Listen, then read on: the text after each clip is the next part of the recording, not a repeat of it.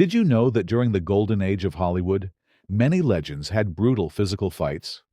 Believe it or not, it was real. Errol Flynn, John Wayne, Clark Gable, and Marlon Brando all had physical altercations with other legends at some point in their careers. Today, we are going to talk about 15 of the most brutal fights that weren't just verbal, but turned physical as well. Robert Mitchum versus an unnamed director. Alleged incident. Robert Mitchum was the quintessential Hollywood bad boy. A relaxed, sardonic presence who never seemed to take stardom too seriously. He had a reputation for clashing with authority figures, thanks to his laid-back style and reluctance to follow anyone's rules. Among the whispers of Mitchum's off-screen escapades is a tale that he once got into a physical altercation with a director who criticized his performance as too detached. The specifics are murky, mostly because Mitchum was under contract with studios known for sweeping scandals under the rug. Some say this fight happened in the mid to late 1940s, when Mitchum's star was on the rise, but he was still forming his persona. The director, whose name rarely surfaces in accounts, was supposedly frustrated by Mitchum's calm, almost sleepy approach to scenes that demanded more energy. In front of the entire crew, the director may have called Mitchum lazy or unprofessional, provoking a very sharp reaction. Witnesses claim Mitchum confronted the director, warning him not to speak that way. When the director refused to back down, the actor either shoved him or grabbed him by the collar. There's even a rumor that Mitchum threw a punch, though no one seems to agree if it actually connected. Predictably, studio officials jumped in, urging everyone to keep quiet. Mitchum and the director were reportedly forced to shake hands and carry on as if nothing had happened. Because the studios had immense power over publicity, the story never fully emerged in mainstream press. Over the years, Mitchum would drop cryptic hints about not liking certain directors, but he never confirmed names or details. While the tale remains unverified, it perfectly fits Mitchum's rebellious mystique, a star who always walked the line between cool composure and smoldering anger, ready to ignite if pushed too far. Errol Flynn versus John Barrymore. Picture a lavish Hollywood party where the drinks flow freely and laughter echoes in every room. This was the kind of atmosphere Errol Flynn and John Barrymore thrived in. Both men were known for their larger-than-life personalities. Flynn was the swashbuckling heartthrob with a mischievous grin, while Barrymore was the beloved stage-to-screen legend whose career was beginning to wane. One evening, as the story goes, Flynn, in a boisterous mood, made a few offhand jokes about Barrymore's fading star power and his aging looks. Barrymore, who prided himself on his thespian legacy, took offense. In the heat of the moment, with tempers stoked by alcohol, Barrymore reportedly aimed a punch straight at Flynn's jaw. Chaos followed. Some partygoers tried to intervene, while others watched in stunned silence as the two men wrestled around a room filled with priceless antiques. The scuffle didn't last long, but it was intense enough to leave both men breathless and disheveled. There were even claims of broken furniture and shattered glasses. Eventually, mutual friends managed to pry them apart before any serious damage was done, other than bruised egos and a few cuts and scrapes. Afterward, both actors supposedly downplayed the incident, laughing it off as a case of boys being boys. Whether this was genuine forgiveness or a way to keep the studio from reprimanding them is anyone's guess. Many people believe they recognized they were quite similar, hard-living men who enjoyed pushing the limits. Over time, the brawl took on a legendary status, often recounted in whispered Hollywood gossip circles. Some insist it was blown out of proportion, while others maintain it was every bit as dramatic as the actors themselves. In the end, the Flynn-Barrymore dust-up remains a fascinating glimpse into the off-screen drama that once rocked Tinseltown. Tallulah Bankhead versus Joan Crawford during Satan Met a Lady, 1936. Tallulah Bankhead was famous for her husky voice, quick wit, and no-holds-barred attitude. Joan Crawford, on the other hand, embodied old-school glamour and discipline. When these two icons ended up in the same orbit for Satan Met a Lady, a comedic version of the Maltese Falcon, nobody expected a cozy friendship. Bankhead was outspoken and liked to poke fun at Hollywood's pretensions, while Crawford was deadly serious about her image. Right from the start, Bankhead's free-spirited approach clashed with Crawford's insistence on near-perfect takes. The crew often felt a chilly undercurrent during their scenes together. Then came the day when Bankhead, exasperated by what she considered Crawford's diva behavior, outright slapped her. Accounts vary on what triggered the outburst. Some say Crawford made a snide remark about Bankhead's theatrical style, while others mention a disagreement over who deserved top billing. Regardless, Bankhead's hand met Crawford's cheek with enough force to stun everyone. Crawford, furious and humiliated, reportedly stormed off set. She later retaliated by trash-talking Bankhead to the studio heads, and in interviews, calling her amateurish and implying she was unprofessional. Bankhead, never one to hold her tongue, fired back with sarcastic barbs of her own. The tension got so thick that production schedules had to be juggled to keep the two apart as much as possible. Ultimately, Satan Met a Lady failed to make much of a mark at the box office, and the incident slipped into Hollywood legend. However, it remains a prime example of two formidable personalities clashing head-on. The rivalry never really cooled, as Crawford continued to disparage Bankhead for years. For fans, their showdown underscores just how combustible it can be when two strong-willed stars refuse to back down, proving that sometimes off-screen drama can eclipse anything that appears in the final cut. Humphrey Bogart versus William Holden, rumored incident during Invisible Stripes, 1939. Before William Holden became a major star in films like Sunset Boulevard and Bridge on the River Kwai, he was making his way through the studio system in smaller roles. One of his early films was Invisible Stripes, which also featured Humphrey Bogart in a supporting role. Bogart was still on the cusp of major stardom, but his tough guy persona was already well established. Stories circulated that during production, Bogart accused Holden of pulling a dangerous prank. According to one version, there was a motorcycle stunt in which Bogart believed Holden deliberately put him in harm's way, perhaps by failing to brake on time or steering too close. Bogart, who took personal safety seriously, confronted Holden about it right there on set. The conversation quickly turned heated, with Bogart accusing Holden of trying to kill him. Whether Holden intended any wrongdoing remains unclear. Many who knew him described him as easygoing and unlikely to plot such a thing. Still, the tension that day was palpable. Some say Bogart shoved Holden or tried to lunge at him before crew members held him back. Others recall harsh words but deny any physical violence.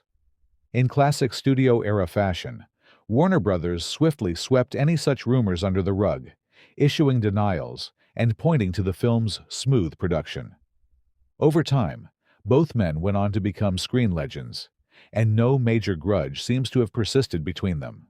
If anything, they occasionally crossed paths socially without incident. The rumor has lingered mostly because it's so tantalizing to imagine two icons nearly coming to blows over a motorcycle stunt. While the exact details may never be fully confirmed, the story adds another layer of myth to the Golden Age, a time when even minor accidents could lead to major drama on Hollywood sets. Errol Flynn versus Michael Curtiz on the set of The Charge of the Light Brigade, 1936. Imagine a high-pressure film set in the 1930s, hundreds of extras in period military uniforms, massive horses galloping around, and a director known for demanding perfection. This was the world Errol Flynn stepped into when working with Michael Curtiz. Flynn was already riding high on his newfound fame, while Curtiz had a reputation for being strict and sometimes abrasive. Tensions had been simmering for weeks, fueled by grueling shoots under the hot sun and disagreements over how certain action sequences should be filmed. Rumor has it that Curtiz would bark orders and criticize Flynn's every move, pushing the actor to his limits. Flynn, always quick-tempered and unafraid to speak his mind, would shoot back sarcastic remarks. One day, the confrontation escalated beyond words. Flynn, furious at Curtiz's constant berating, reportedly shoved the director. Curtiz, who was no shrinking violet, shoved him right back. The scuffle turned into a brief but serious tussle, with some accounts claiming Flynn grabbed Curtiz by the throat, and fists were raised. Crew members rushed in, prying them apart before it spiraled out of control. The production was halted momentarily. Studio executives hurriedly intervened, issuing a stern reminder that such behavior would not be tolerated. At least, not where the public could hear about it. Both men begrudgingly apologized and resumed filming. Despite the friction, they managed to complete the movie, which later became a classic adventure film. Over the years, Flynn would often recount stories of how tough Curtiz could be, describing him as a taskmaster who inspired both respect and irritation. Curtiz, for his part, acknowledged Flynn's star power, but found his off-screen antics exasperating. Their fight became one of the most talked about behind-the-scenes stories of Golden Age Hollywood, reminding everyone that on-set magic sometimes comes with real-life drama. Bette Davis versus Miriam Hopkins during Old Acquaintance, 1943. Long before Bette Davis crossed swords with Joan Crawford, she'd already locked horns with another formidable actress, Miriam Hopkins.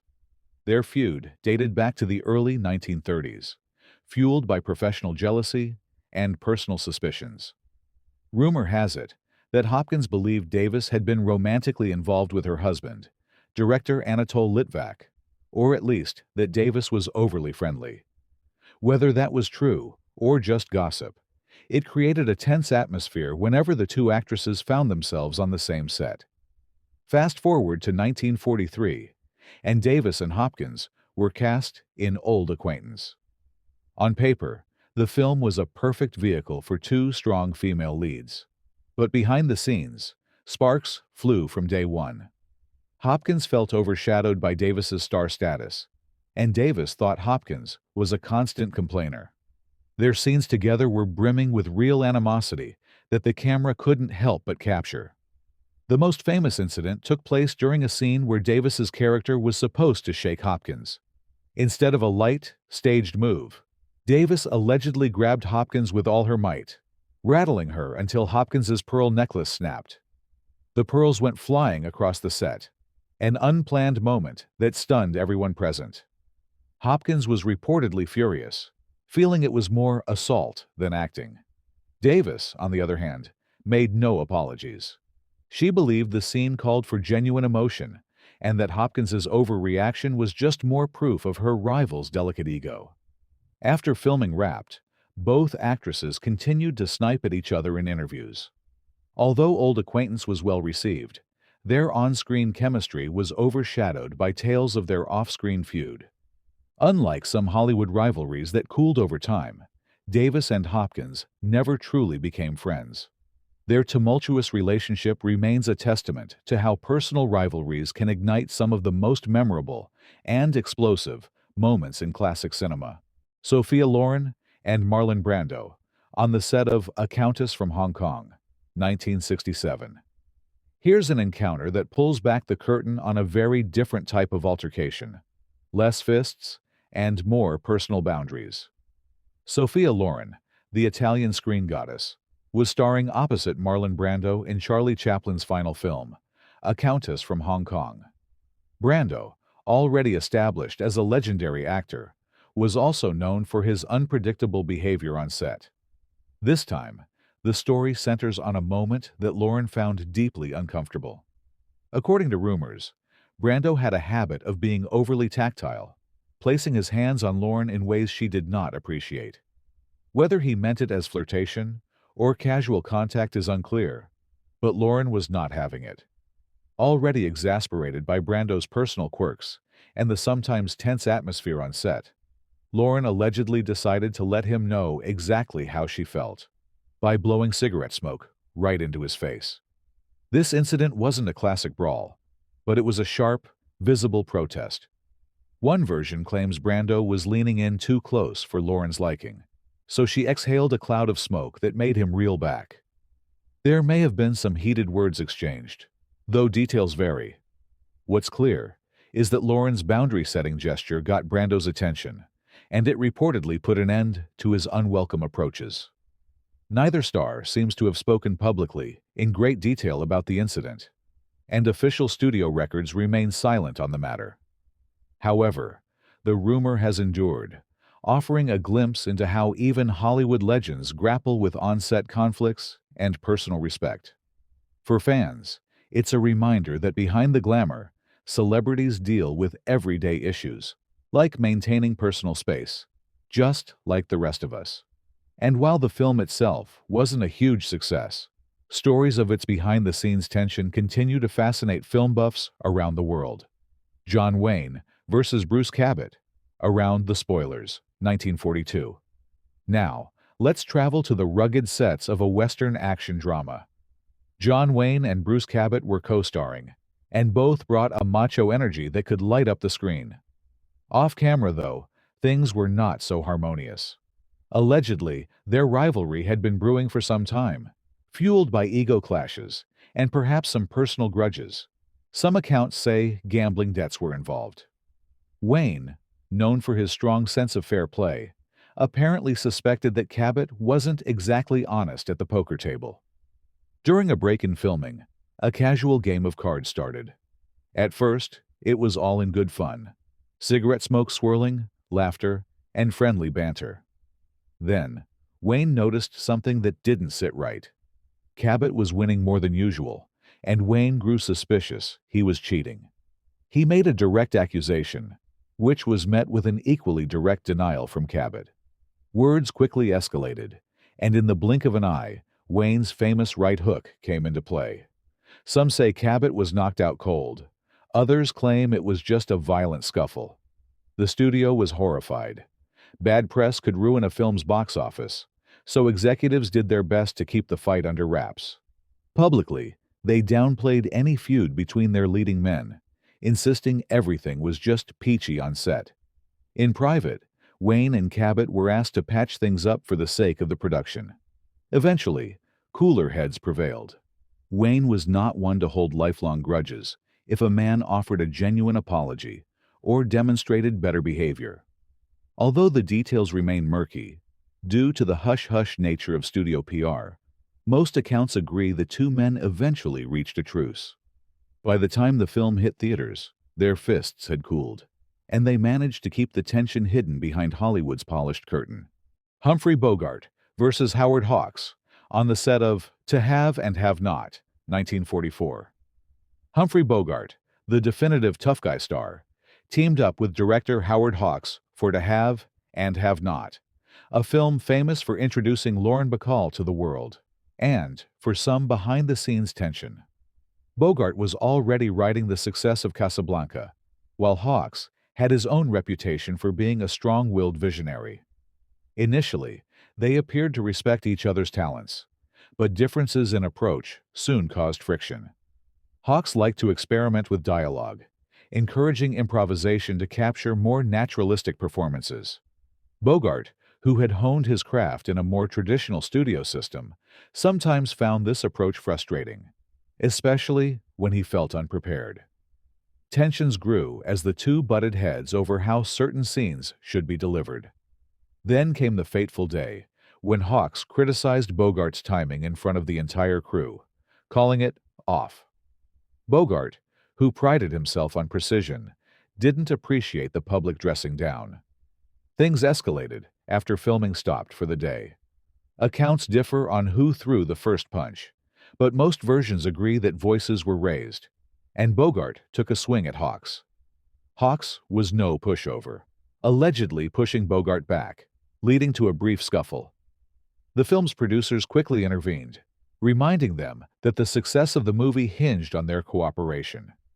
Remarkably, after cooling off, both men seemed to realize that they brought out a certain magic in each other's work. To Have and Have Not became a hit, in no small part due to Bogart's on-screen chemistry with newcomer Bacall. Though the film is beloved today for its witty banter and romantic spark, it's also remembered for this altercation that brought real heat to the set. Hawks and Bogart eventually found common ground, working together again in future projects, proving that sometimes conflict can lead to surprising creative results. John Wayne versus Howard Hawks on the set of Red River, 1948. Picture this: a hot, dusty cattle trail, a movie set swarming with wranglers, livestock, and a crew struggling with tough outdoor conditions. John Wayne was already a star, but Red River was a new challenge that pushed him into playing a more complex, often unlikable character. Howard Hawks, the famed director, was equally determined to get every scene just right. Both men were headstrong, carrying towering reputations and a healthy dose of pride. As filming progressed, tensions brewed. Hawks demanded numerous takes for certain scenes involving complicated cattle drives, while Wayne, who prided himself on being a natural cowboy, believed they could get it in fewer takes. Rumors suggest their disagreements got personal, with each criticizing the other's judgment in front of the crew. Wayne might have felt Hawks was undermining his instincts, and Hawks, known for his sharp tongue, fired back with remarks about Wayne needing to act rather than just rely on his tough guy persona. At some point, a heated argument escalated beyond words. Though details vary, the general consensus is that Wayne took offense to Hawks publicly dressing him down in front of everyone. Wayne allegedly swung, or at least made a move to swing, at the director. Hawks, never one to cower, squared up in response. The crew quickly jumped in, separating the two before any real damage could occur. Despite the drama, the film was finished, and ironically, Red River became one of Wayne's most critically acclaimed performances. It showcased a depth to Wayne's acting that many believed was drawn out by Hawks's firm direction. After the dust settled, they apparently moved past the incident. They even worked together again on other movies, suggesting that while tempers flared on the trail, professionalism and the quest for cinematic excellence eventually won the day. Clark Gable versus Victor Fleming during Gone with the Wind, 1939. Welcome to the grand, sprawling set of Gone with the Wind, one of the most ambitious Hollywood productions of all time. Clark Gable was at the top of his game, cast as the charismatic Rhett Butler. Victor Fleming came in as the director who would, finally, bring order to the chaotic production. But the mammoth scope of the film created tremendous pressure. Long shooting days, multiple script rewrites, and an ever-demanding producer, David O. Selznick, made tempers flare behind the scenes. Gable, known as a consummate professional, had strong opinions about how his character should be portrayed. Fleming was a no-nonsense director who believed in giving firm instructions and expected them to be followed.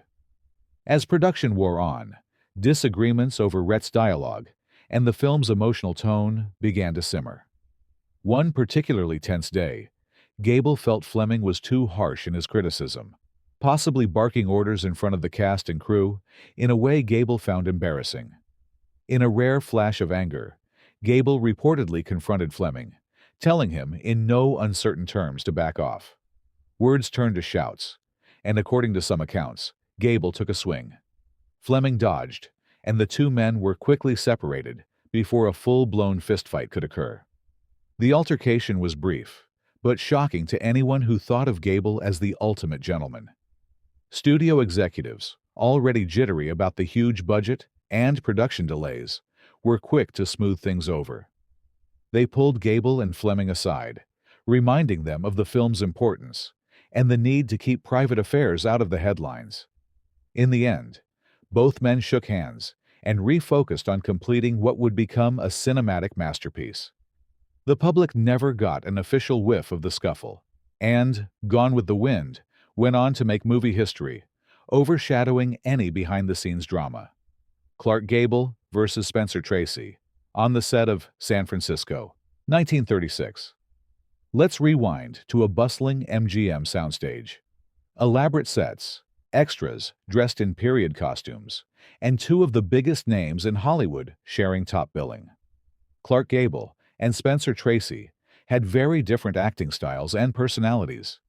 Gable, often dubbed the King of Hollywood, brought undeniable star power and a distinct charm.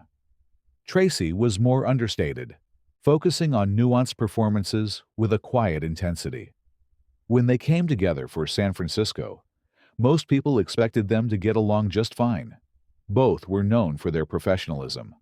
However, as filming progressed, rumors began to swirl that Tracy felt overshadowed by Gable's magnetic screen presence. Gable, for his part, might have sensed Tracy's growing frustration and became somewhat protective of his own star status. The spark that ignited their altercation apparently happened over a scene where Tracy believed Gable wasn't giving him enough room to deliver his lines effectively. Gable, offended by the suggestion, shot back that Tracy was overthinking it. Words escalated into a shouting match, with crew members trying to calm them down. In the midst of the tension, Gable either shoved Tracy or threatened to do so. Accounts differ, but there was definitely some form of physical contact. Tracy, who wasn't one to be pushed around despite his calmer demeanor, might have shoved back. The scuffle was short-lived, but it left everyone on set stunned. MGM executives stepped in immediately, mindful of their stars' reputations and the film's potential success. Both men were told to keep their personal differences under wraps. Eventually, they managed to reconcile well enough to finish the movie without further incident.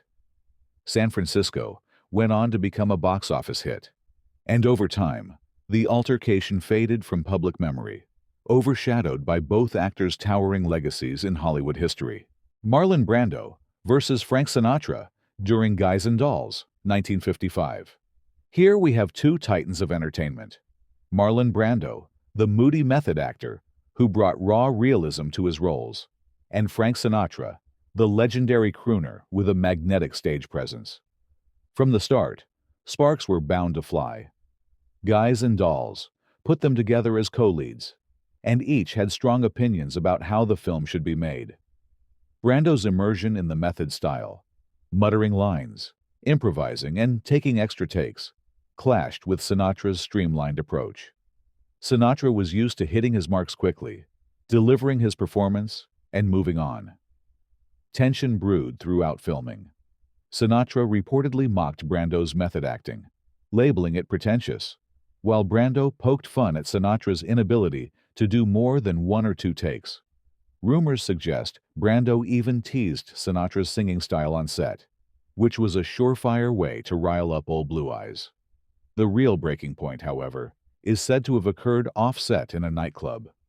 Some say Brando made a snide remark about Sinatra's musical talent, or perhaps his rumored connections to the underworld. Sinatra, who was famously short-tempered about such topics, threw a punch at Brando. Witnesses claim the scuffle was broken up almost instantly by bodyguards and friends. Brando might have swung back, or simply ducked.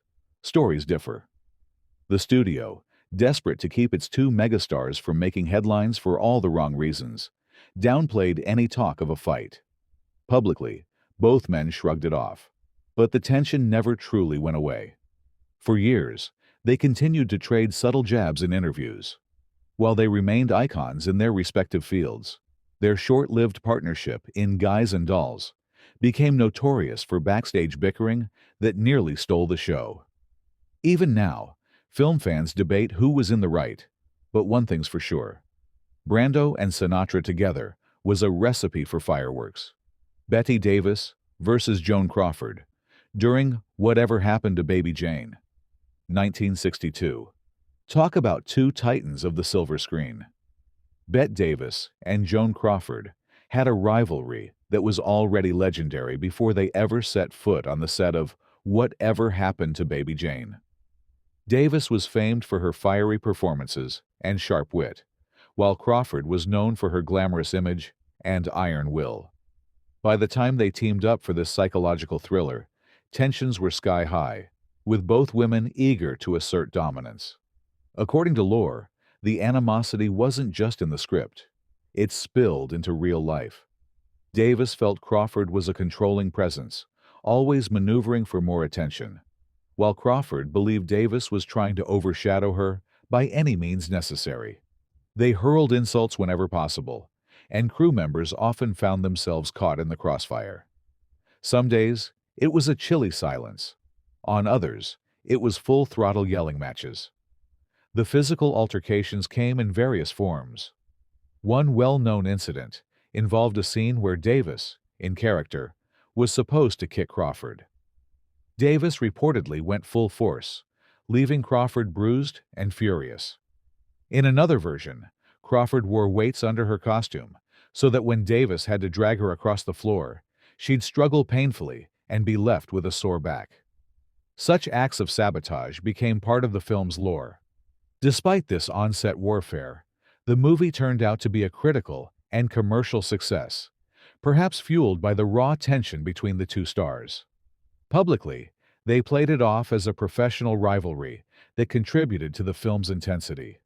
Privately, however, the resentment continued long after filming wrapped.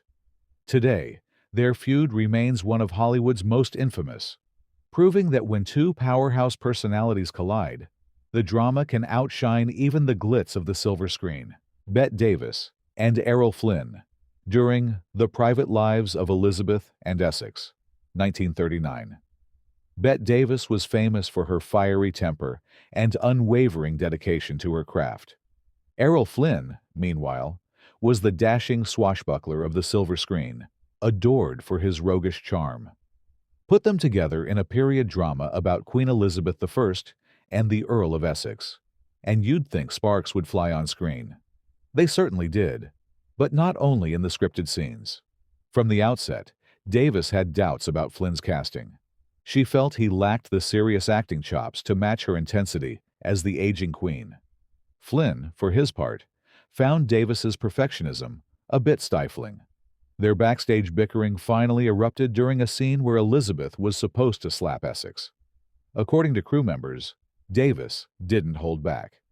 Rather than a staged, gentle tap, she delivered a genuine, stinging slap right across Flynn's face. Flynn was stunned and reportedly quite angry, snapping at Davis for hitting him so hard. Davis responded with a caustic retort. "If you can't take a little slap, that is just too bad." The director quickly intervened, reminding everyone to remain professional. But the tension lingered. Crew members say Flynn shot Davis a glare every time they prepared for another take involving physical contact. Despite the friction, The Private Lives of Elizabeth and Essex remains notable for Davis's powerful portrayal and Flynn's charismatic presence.